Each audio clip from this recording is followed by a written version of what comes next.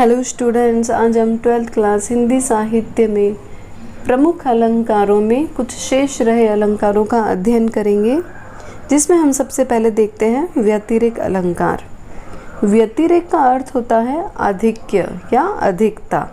तो जहाँ पर उपमान की अपेक्षा अधिक गुण होने के कारण उपमेय का उत्कर्ष हो, अर्थात उपमेय को अधिक महत्व दिया जाए, वहाँ पर व्यतिरेक अलंकार होता है। व्यतिरेक अलंकार में कारण का होना अनिवार्य होता है। तो इसको हम उदाहरण के द्वारा और अधिक स्पष्ट कर लेते हैं। का सरवरी तेहि देऊ मयंकु, चांद कलंकी वह निकलंकु। तो यहाँ पर हम देखेंगे कि कोई नायिका है, उसके मुख की समानता चंद्रमा से कैसे की जा सकती है। का सरवरी तेहि देऊ मयंकु, कि नायिका के मुख की समानता चंद्रमा से कैसे की जा सकती है। चांद कलंकी, क्योंकि चांद में तो कलंक होता है। वह निकलंकु, और नायिका का जो मुख है वो निकलंक है, अर्थात निष्कलंक है, उस पर कोई भी दाग धब्बा नहीं है। तो इस तरह से नायिका के मुख की तुलना चांद से कैसे की जा सकती है। तो यहाँ पर कारण होने के कारण व्यतिरेक अलंकार हो जाएगा। फिर हम देखते हैं जिनके यश प्रताप के आगे ससे मलिन रवि शीतल लागे। तो यहाँ पर यश और प्रताप उपमेय है।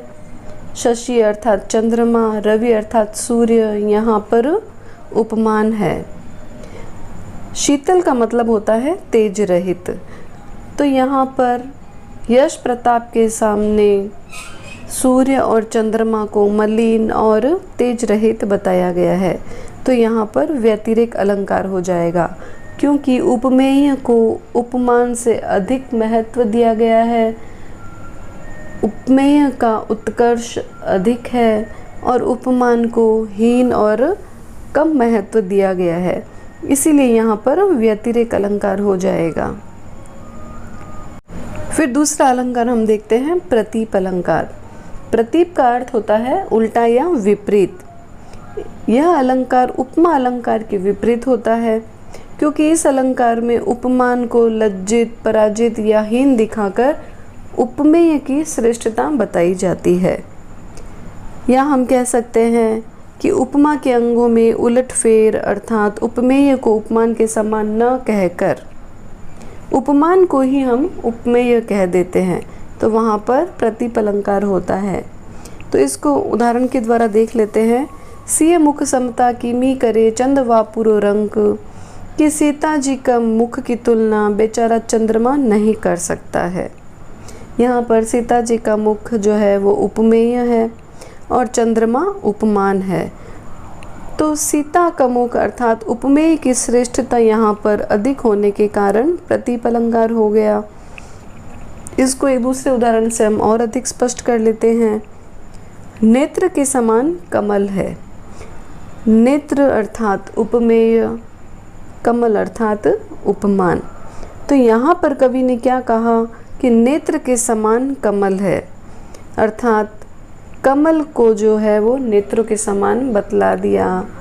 या हम कह सकते हैं कि उपमान को उपमेय के समान बतला दिया।